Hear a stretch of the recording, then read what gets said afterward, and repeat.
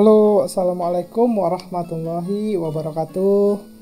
Jumpa lagi sama saya, Roza, di materi matematika ekonomi. Apa kabar kalian semua? Saya harap dalam kondisi baik-baik dan prima ya. Masih melanjutkan materi-materi matematika ekonomi. Tetap semangat, tetap mengikuti video-video saya dengan baik. Saya harap materi-materi saya yang saya sampaikan dapat bermanfaat bagi kita semua ya. Sebelum kalian saksikan videonya, jangan lupa kalian like, subscribe, tekan tombol loncengnya, terus di share ya, siapa tahu bisa bermanfaat juga buat yang lainnya. Oke, sekarang kita akan mempelajari tentang fungsi non-linier. Apa sih fungsi non-linier itu? Nah, fungsi seperti yang sudah kita pelajarin atau sudah disampaikan di video-video selanjutnya sebelumnya. Fungsi adalah hubungan matematis antara satu variabel dengan variabel lainnya. Nah, sedangkan fungsi non-linier sendiri adalah hubungan matematis antara satu variabel dengan variabel lain yang membentuk garis lengkung. Dia tidak garis lurus. Nah, biasanya bentuk persamaan fungsi non-linier ini merupakan pangkat lebih dari satu. Ya. Nah, yang pertama kita akan membahas tentang fungsi kuadrat. Apa itu fungsi kuadrat? Fungsi kuadrat atau fungsi berderajat 2 ialah fungsi yang pangkat tertingginya dari dua variabel adalah pangkat 2. Mengingat pangkat 2 dalam persamaan kuadrat sesungguhnya dapat terletak pada baik variabel x maupun variabel y, bahkan pada suku xy jika ada. Nah, bentuk fungsi nonlinier dari fungsi kuadrat ya biasanya bisa ada 4 ya. Yang pertama bisa dalam berbentuk lingkaran, bisa berbentuk elips, berbentuk hiperbola, dan berbentuk parabola. Nah, kalau misalnya gambar yang ungu ini kalian bisa lihat, nah ini adalah berbentuk lingkaran. Sedangkan yang hijau ini dia berbentuk elips ya. Nah, yang pink ini dia berbentuk hiperbola ya. Nah, sedangkan yang merah ini dia berbentuk parabola. Oke, nah identifikasi dari persamaan kuadrat. Nah, biasanya bentuk umum dari persamaan kuadrat itu adalah ax kuadrat tambah bx tambah pxy tambah by kuadrat tambah cx tambah dy tambah e sama dengan 0. Nah, dari bentuk yang lebih umum ini dapat diidentifikasi gambar kurva dari persamaan, yaitu sebagai berikut. Jika p-nya sama dengan 0 dan a sama dengan b, atau tidak sama dengan 0, maka kurvanya biasanya adalah sebuah lingkaran. Jika p kuadrat dikurang 4ab lebih kecil dari 0, maka kurvanya biasanya adalah sebuah elips. Dan jika p kuadrat kurang 4ab lebih besar dari 0, maka kurvanya biasanya adalah sebuah hiperbola. Dan jika p kuadrat kurang 4ab sama dengan 0, maka kurvanya adalah sebuah parabola. Nah, tadi apabila p-nya sama dengan 0, dengan kata lain, dalam persamaan kuadrat tersebut tidak terdapat suku yang mengandung xy, maka bentuknya jadi seperti ini. Ax kuadrat tambah by kuadrat tambah cx tambah dy tambah e sama dengan 0. Nah, berdasarkan bentuk dengan kasus-kasus ini, identifikasinya menjadi sebagai berikut. Jika a sama dengan b tidak sama dengan 0, maka kurvanya sebuah lingkaran. Jika a tidak sama dengan b tetapi bertanda sama, kurvanya sebuah elips. Jika A dan B berlawanan tanda, kurvanya sebuah hiperbola. Tapi jika A sama dengan 0 atau B sama dengan 0, tetapi tidak keduanya, kurvanya adalah sebuah parabola. Ya. Nah, yang pertama kita membahas tentang lingkaran. Bentuk umum dari persamaan lingkaran ialah ax kuadrat tambah by kuadrat tambah cx tambah dy tambah e sama dengan 0. Nah, jika I dan J masing-masing adalah jarak pusat lingkaran terhadap sumbu vertikal Y dan sumbu horizontal X, sedangkan R adalah jari-jari sebuah lingkaran, maka persamaan baku lingkaran menjadi X dikurang I pangkat 2 tambah Y dikurang J pangkat 2 sama dengan R pangkat 2. Dengan I sama dengan C per negatif 2A, J sama dengan D per min 2A, dan R sama dengan akar dari I kuadrat tambah J kuadrat kurang E per A. Oke. Nah, yang berikutnya elips. Bentuk umum persamaan elips ialah AX kuadrat tambah BY kuadrat tambah CX tambah DY tambah E sama dengan 0. Nah, pusat dan jari-jari elips dapat dicari dengan cara memanipulasi persamaan umum sedemikian rupa sehingga X kurang I kuadrat dibagi R1 kuadrat tambah Y kurang J kuadrat dibagi R2 kuadrat sama dengan 1. Di mana I dan J mencerminkan koordinat pusat elips serta R1 dan R2 adalah jari-jarinya. Hiperbola. Bentuk umum dari persamaan hiperbola adalah AX kuadrat tambah BY kuadrat tambah CX tambah DY tambah E sama dengan 0. Nah, pusat hiperbola jika sumbu lintang sejajar sumbu X, maka X kurang I pangkat 2 dibagi M pangkat 2 dikurang Y kurang J pangkat 2 dibagi N pangkat 2 sama dengan 1. Nah, jika sumbu lintang sejajar sumbu Y, Y kurang J pangkat 2 dibagi N pangkat 2 dikurang X kurang I pangkat 2 dibagi M pangkat 2 sama dengan 1. Persamaan untuk asimtot-asimtotnya dapat dicari melalui bentuk rumus berikut. X kurang I per M sama dengan positif negatif Y kurang J per N. Atau Y kurang J per N sama dengan positif negatif X kurang I per M. Nah, yang terakhir adalah parabola. Bentuk umum persamaan parabola ialah Y sama dengan AX kuadrat tambah BX tambah C atau X sama dengan AY kuadrat tambah BY tambah C. Nah, biasanya yang paling sering umum kita gunakan di dalam matematika ekonomi adalah parabola, ya. Merupakan salah satu fungsi kuadrat, mempunyai satu sumbu simetri dan satu titik puncak. Untuk parabola Y sama dengan AX kuadrat tambah BX tambah C, parabolanya terbuka ke bawah jika A lebih kecil dari 0 dan terbuka ke atas jika A lebih besar dari 0. Nah, sedangkan untuk parabola yang X sama dengan AY kuadrat tambah BY tambah C, dia akan terbuka ke kanan jika A-nya lebih besar dari 0 dan akan terbuka ke kiri jika A lebih kecil dari 0.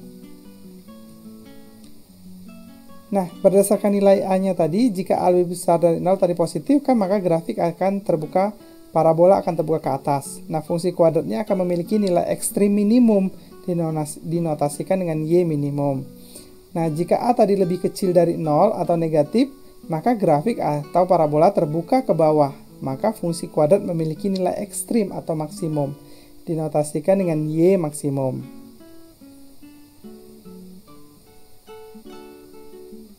Nah, berdasarkan nilai diskriminan atau D sama dengan B kuadrat kurang 4AC. Nah, jika D-nya lebih besar dari 0, maka grafiknya nanti akan memotong sumbu X di dua titik yang berbeda. Nah, jika D-nya sama dengan 0, maka grafik akan menyinggung sumbu X di titik X, 0 di sebuah titik. Dan jika D-nya lebih kecil dari 0, maka grafik tidak akan memotong dan tidak akan menyinggung sumbu X.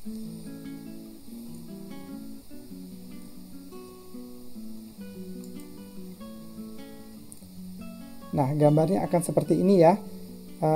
Ini A-nya lebih besar dari 0, D-nya lebih besar dari 0, A-nya lebih besar dari 0, D-nya sama dengan 0, A-nya lebih besar dari 0, D-nya lebih kecil dari 0.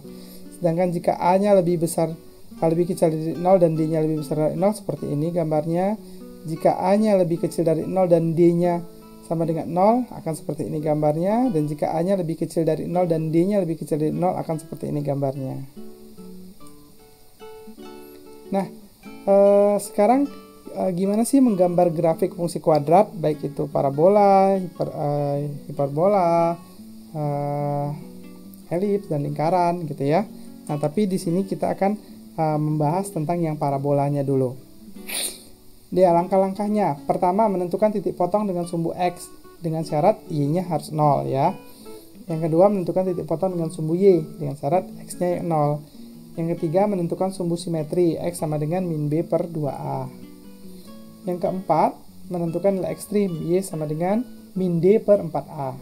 Yang kelima, menentukan koordinat titik balik atau titik puncak, di mana X-nya min B per 2A dan Y-nya adalah min D per 4A.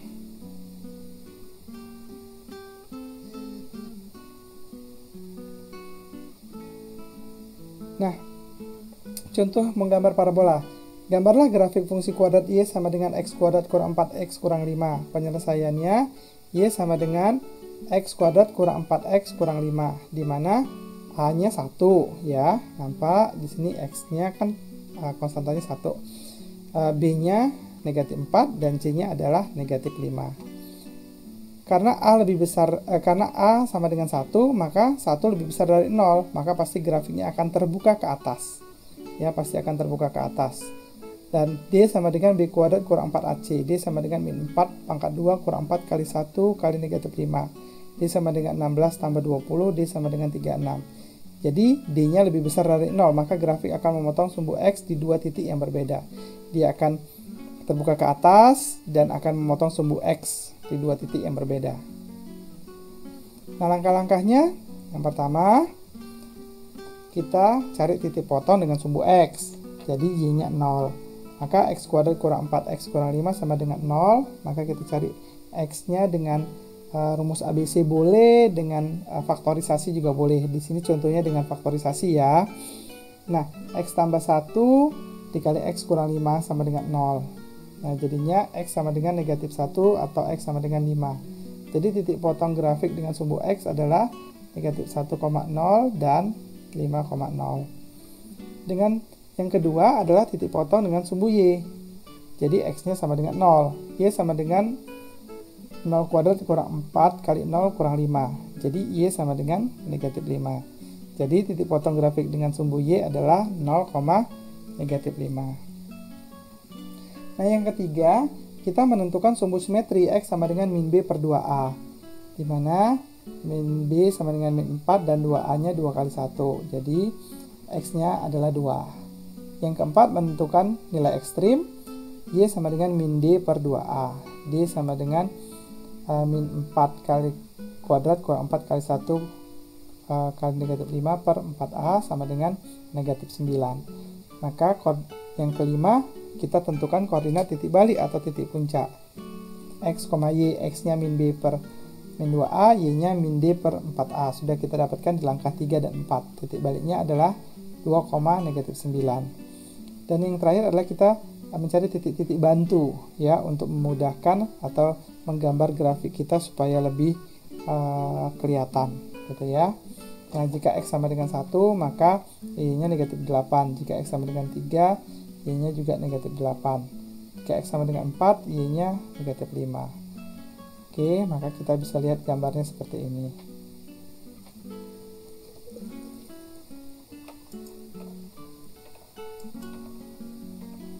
Nah, ini gambar grafiknya ya. Ini sumbu X tadi, ini sumbu Y ya. Ini titik nolnya harusnya di sini ya. Di sini titik nolnya. Ini gambarnya agak kurang bergeser ke kiri sedikit. Oke. Sudah ya, bisa diperhatikan ya. Dan ini adalah terbuka ke atas, dia memotong dua titik sumbu X, terus ini dia memotong sumbu Y-nya, terus ini dia berada di titik minimum, berarti kalau terbuka ke atas ini titik minimumnya ya.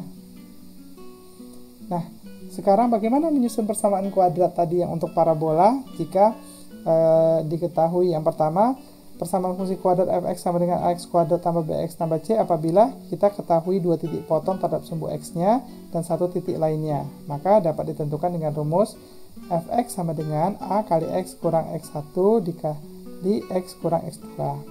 Nah, jika persamaan fungsi kuadrat fx sama dengan ax kuadrat tambah bx tambah c apabila diketahui titik puncaknya xp, yp dan satu titik lainnya, dapat ditentukan dengan rumus fx sama dengan a kali x kurang xp pangkat 2 tambah yp. Nah, sekarang kita kasih contohnya masing-masing ya. Nah, contoh yang pertama, tentukan persamaan fungsi kuadrat yang memotong sumbu x sama dengan sumbu x di titik a 1,0 dan di titik b min 3,0 dan memotong sumbu y di titik 0,3. Penyelesaiannya fx sama dengan a kali x kurang x1 dikali x kurang x2. di titik 1,0 dan negatif 3,0 kita substitusikan ke fx menjadi fx sama dengan A kali X kurang 1 kali X tambah 3. Kemudian substitusikan 0,3 ke persamaan 1 menjadi 3 sama dengan A kali 0 kurang 1 kali 0 tambah 3. 3 sama dengan negatif 3A, A sama dengan negatif 1. Ya, kemudian kita sudah dapat nilai A nya negatif 1, kita masukkan ke persamaan fungsi kuadrat yang di atas ini menjadi fx sama dengan negatif 1 kali X kurang 1 dikali X tambah 3. Ya, nah ini perkaliannya seperti ini ya, X dikali X kuadrat, X dikali 3 berarti tambah 3X, terus negatif 1 kali X berarti kurang X, negatif 1 kali 3 negatif 3 berarti X kuadrat tambah 3x kurang x kurang 3. Maka jadinya x kuadrat tambah 2x kurang 3.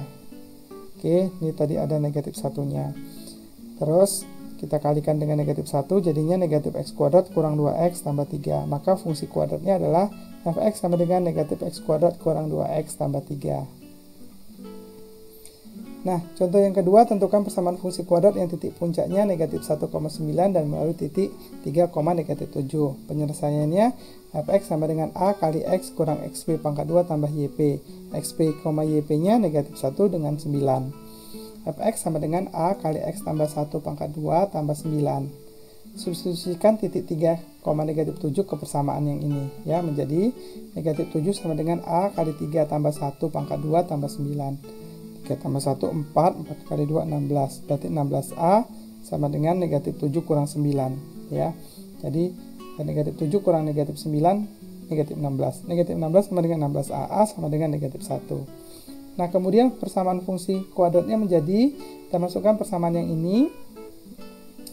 Y sama dengan A-nya negatif 1 kali X tambah 1 pangkat 2 tambah 9. Ya.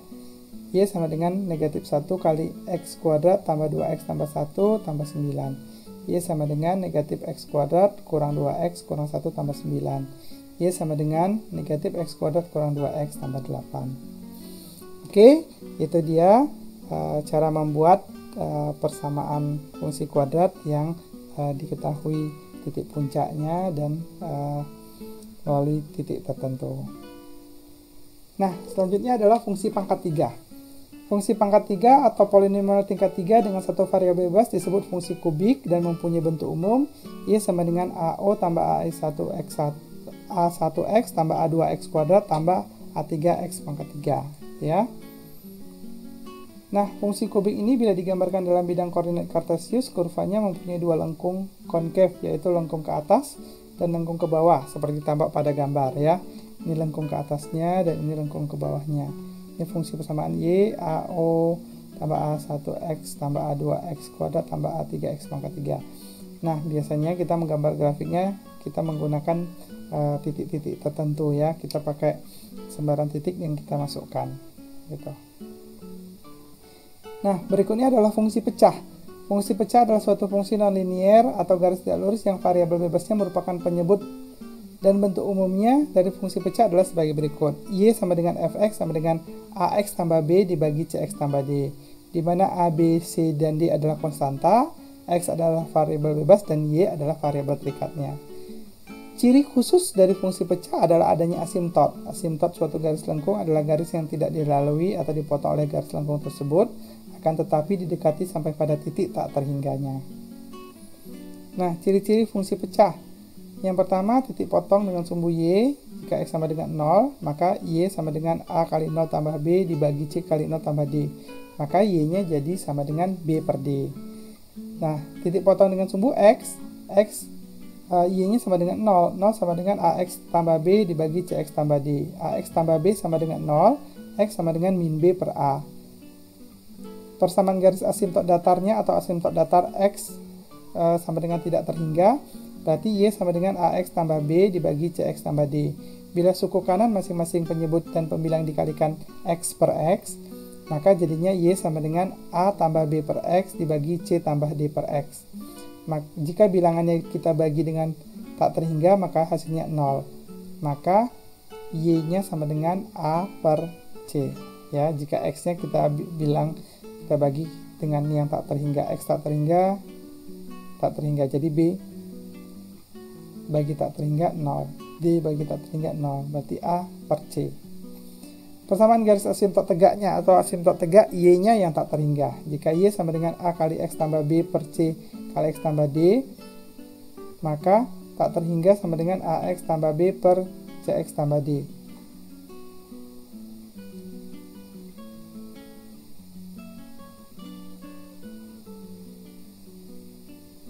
Nah, jadi CX tambah D sama dengan AX tambah B dibagi tak terhingga, maka CX tambah D sama dengan 0. Jadi CX sama dengan negatif D, maka X sama dengan negatif D per C. Oke, itu dia materi kita tentang fungsi nonlinier, dalam hal ini fungsi kuadrat, fungsi pangkat 3, dan fungsi pecah. Ya, nanti akan ada fungsi nonlinier yang lainnya di materi-materi pembelajaran kita selanjutnya. Oke, saya harap apa yang saya jelaskan cukup mudah dan bisa kalian pahami. Kalau misalnya belum, jangan sungkan untuk bertanya di kolom komentar. Saksikan lagi berulang supaya lebih paham, dan jangan lupa dikerjakan contoh-contoh soalnya ya. Sekian pembahasan dari saya. Jangan lupa di subscribe, klik loncengnya, di like, dan di share ya. Terima kasih. Assalamualaikum warahmatullahi wabarakatuh. Sampai jumpa di materi-materi pembelajaran selanjutnya. Dadah.